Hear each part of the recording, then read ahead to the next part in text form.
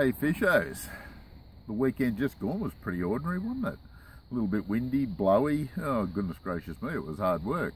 We fished Dartmouth, or well, the reg dam below Dart, got a couple of trout out of it, had a bit of fun, but my goodness it was harsh conditions. Even around here, conditions have been pretty hard in the Murrumbidgee River. But in saying that, after that bit of rain we had, the river got a little tiny bit of colour in it. It's perfect for spinning, perfect for bait fishing. Doesn't seem to matter a great deal whether you're going to bait fish or lure fish. There is still a few fish getting caught. Mind you, Saturday, Sunday was pretty hard. The barometer was crap. There was hardly any fish caught.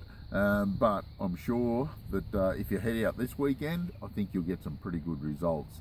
The Murray crays season seems to have kicked in pretty well. There's a fair few crays getting caught at the moment. We're pretty happy with that. Most of the crays are good sizes. There's a lot of really big fellas and big females, and there's a lot of small ones, and there's some legal sized crays in amongst it too, so it looks pretty promising. Make sure you stick with the regulations, and if you have a bit of a camp or a fire on the side of the river, for goodness sake, take your rubbish home. It just looks really grotty if you don't, so just keep that one in mind. Most of the people who are chasing trout at the moment, because all the streams are closed, they're actually up chasing trout in top end of Blowering, Talbingo, Yucambine, Jindabyne, Tentangara. They're all fishing reasonably well, to be honest with you. The top end of Blowering is certainly worth a bit of a look at the moment. Walking the bank, casting lures, but spoons in particular, the Yakamito spoons in the brown and rainbow trout, they're a bit of a dynamite thing. They work exceptionally well, and you can cast them a mile, and I think you'll find you get some good results. If you're doing a bit of trolling, yeah, your old Tassie Devil will do the job. No trouble at all, but try some of your slim minnows. If the fish are down deeper on the day, if it's a glassy calm, CC minnows will do the job in brown and rainbow trout pattern, particularly the spotted dog. If you're going to drag a Tassie Devil around, try the fluoro pink. It usually works quite well up at Blowering. There is some cod coming out of Blowering too, but oh, what a lot of time between casts, or between fish.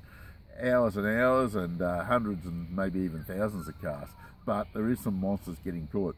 Sunday morning, just on daylight, there was a 1.8 metre and a 60 centimetre caught, both on surface lures. They're certainly worth a bit of a look up there at the moment. Fishing off the bank with bait is going to produce more fish by the looks of things.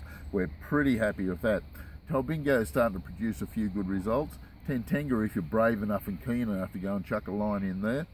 Getting a few reports out of Wagga, it's not too bad at all. Anyone targeting big cod, they seem to be using their big swim bait, surface lures, also trolling big spinner baits, covering the options pretty well. Not a lot of fish, but some big fish amongst them.